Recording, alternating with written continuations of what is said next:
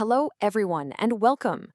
Today, we're diving into some really powerful verses from the Quran's Surah Al-Hajj. They get into a huge, timeless question. When is it actually okay to fight back? But what's so fascinating is how they don't just stop there. They also lay out this incredible blueprint for protecting religious freedom for everyone and what it means to use power the right way.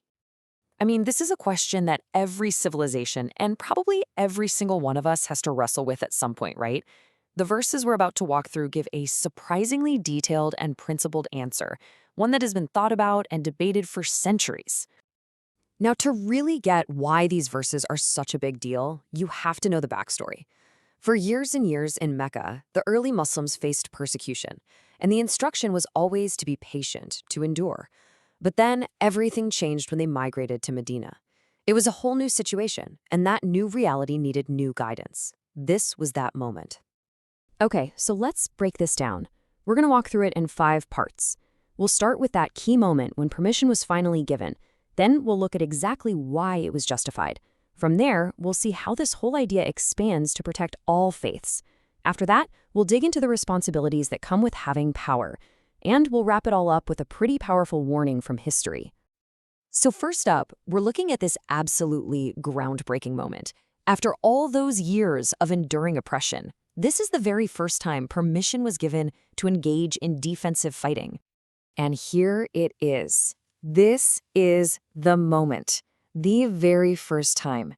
We're talking about verse 39 of Surah Al-Hajj, and it marks a huge, huge shift. Until this point, the message had been to bear persecution with patience. This one verse completely changed the game. And the language here is just so precise. You got to notice it says permission has been given. It's not a command to go out looking for a fight. It's a right, and it's granted specifically to those who are being fought for one reason, because they were wronged. The key takeaway is that this is framed strictly, and I mean strictly, as a defensive measure against injustice. Okay, so what was that specific injustice? What was the wrong that was so bad it justified this permission to finally fight back? Well, the text is incredibly clear about it. The justification is tied directly to religious persecution, plain and simple. People were literally driven out of their own homes, from their own lands, for no other reason than their belief in one God. The verse pinpoints that act, being kicked out just for your faith, as the core injustice here. And this is where the principle does something amazing. It just opens up. The reason for self-defense isn't just about protecting Muslims. It becomes this universal principle for protecting the freedom of religion for everybody. I mean, what a powerful idea. The verse is basically saying that if good people don't stand up to unchecked aggression, then all places of worship become vulnerable. So defending against oppression isn't just about saving yourself. It's about protecting the very idea of faith in a society. And just to make the point crystal clear so no one misses it, the verse doesn't just mention mosques. It explicitly lists the holy places of other faiths, monasteries for Christian monks, churches, and synagogues. The right to defend is framed as a shield for all people of faith. So the passage then makes this really important pivot. After establishing the right to defend, it immediately talks about the responsibilities that come with success. Getting authority or power isn't the finish line, it's the start of a whole new set of duties.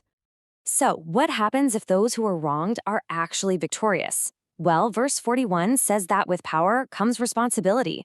A just society has to be built on these 4 pillars: establishing prayer, giving charity, promoting what's good, and stopping what's harmful. Power isn't the prize. It's a tool you use to build a better world. Let's just zoom in on zakah for a second. This is a core pillar of Islam, and it's not just about giving to charity when you feel like it. No, this is an obligation, a structured system to make sure that the poor are taken care of.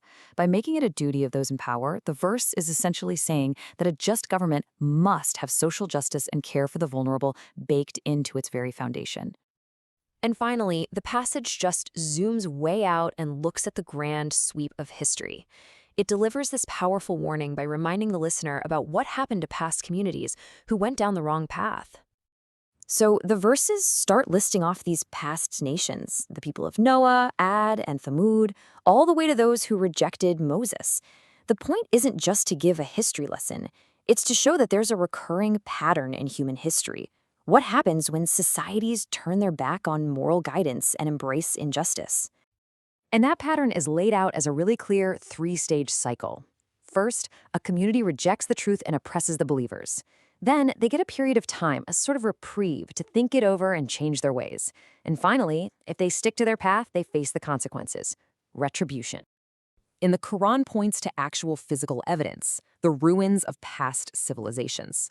They're presented as more than just old stories. They're lessons carved into the earth itself, a silent warning to anyone who pays attention that injustice has real, lasting consequences.